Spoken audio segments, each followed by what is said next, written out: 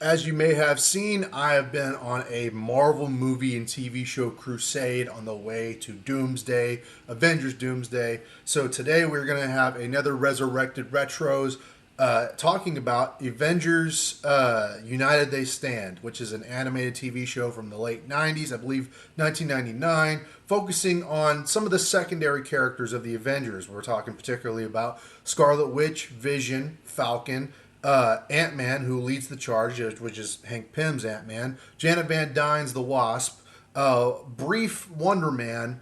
I believe that's the entirety, and Hawkeye. Hawkeye's in there as well. Tigra, I think, is also in there. Those are the main Avengers, the main characters of the show. They are sort of like, I would compare it to the West Coast Avengers of the animated universe. And now, as you may or may not know, I've been watching the 90s animated Marvel cartoons in order, in way that not just in how they're released, but how they're meant to be viewed, because they sometimes have crossovers and sometimes there's characters that show up in one series from another series, right?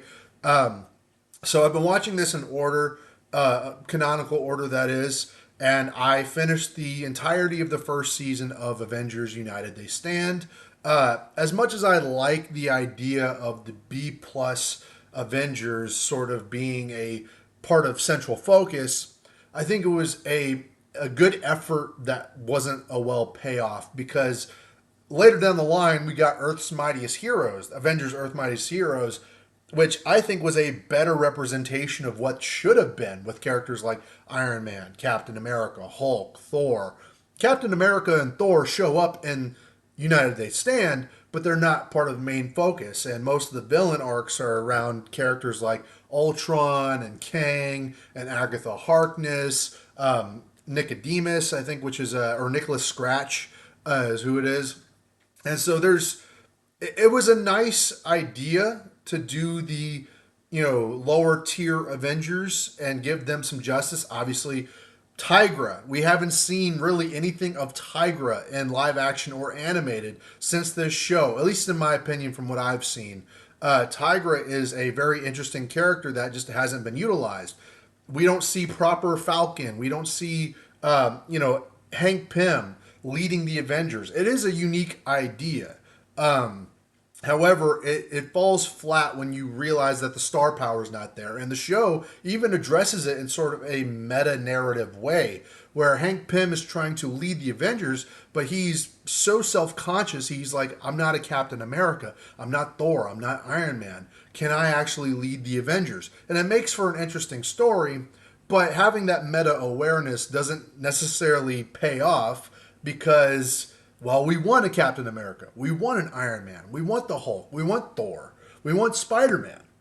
And so, naturally, the show was canceled after one season, which is a shame because it ends on a cliffhanger. But nonetheless, I, how do I explain this? Because I don't want to deconstruct or devalue the characters of the show. I like that they had Scarlet Witch and Vision. I don't like that they barely used Wonder Man.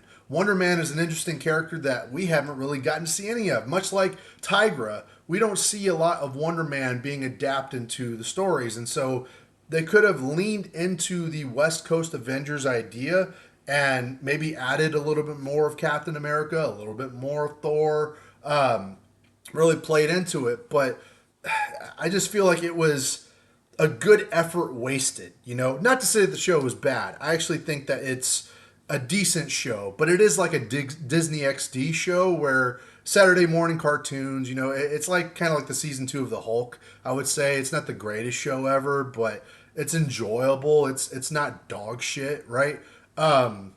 So having Wonder Man basically be neutralized and not be used at all throughout the season, and his consciousness being split into the body of Vision, I felt like it's a waste of Wonder Man, and it just puts an anchor on Vision's character. How they did Ultron, I thought, was really cool. I liked how they handled Ultron, and I think that that's how the movies Age of Ultron should have handled Ultron, was in the way that Avengers United They Stand handled him. But how they did Vision and Wonder Man, I didn't really like that. And if you factor in the continuity of having Scarlet Witch and Hawkeye in the show, now those are consistent with the Iron Man show because both Hawkeye and Scarlet Witch were in Force Works in the 90s Iron Man show several years earlier. But as it is consistent, it doesn't necessarily move the characters forward in a lot of ways. There's not a lot of character development for Hawkeye. He's still kind of a grumpy bitch throughout the entire show, and he takes a hard time. It takes some time for him to sort of get used to Vision being his friend, Wonder Man, or Vision having the consciousness of Wonder Man. Hawkeye has a problem with that. I guess he's like robot phobic or some shit. But Scarlet Witch falls in love with Vision, which, you know, we all knew that was going to happen. We know about the famous Vision and Scarlet Witch romance. But it doesn't necessarily move her character forward either. The show is very much just kind of stagnant. It moves in its own direction.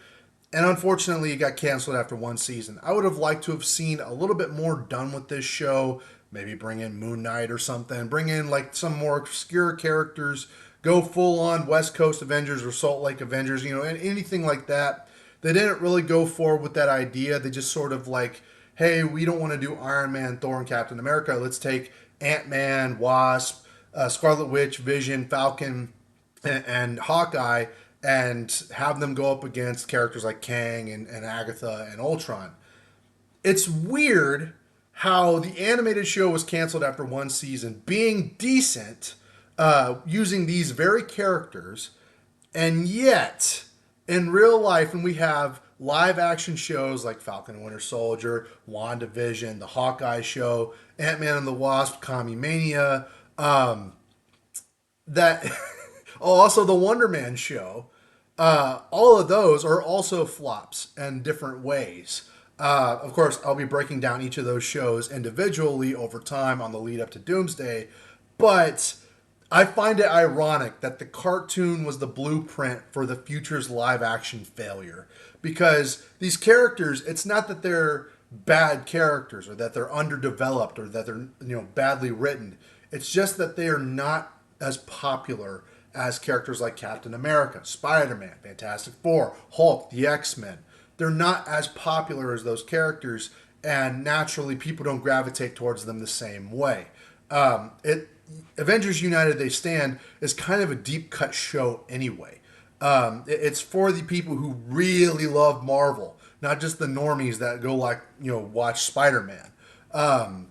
So this is not me shitting on Avengers United They Stand, but while I'm giving it the Resurrected Retros designation, and I think that it's good for Marvel fans to watch, I don't think it's the greatest thing in the world. It is easily one of the weakest shows of the animated 90s cartoons lineup. Nonetheless, I enjoyed it for what it was, and ignoring the problems, I give it a pass. Compared to things like Eyes of Wakanda and Marvel Zombies now, I give it a far better pass for how it was written and how it was developed. But let me know what y'all think in the comments down below. Like, share, and subscribe. Did you like Avengers United They Stand? Do you not like it? Do you even know what I'm talking about? Let me know what you think in the comments down below. Like, share, and subscribe, and I'll see y'all in another video very soon. Resurrected Retros, Avengers United They Stand.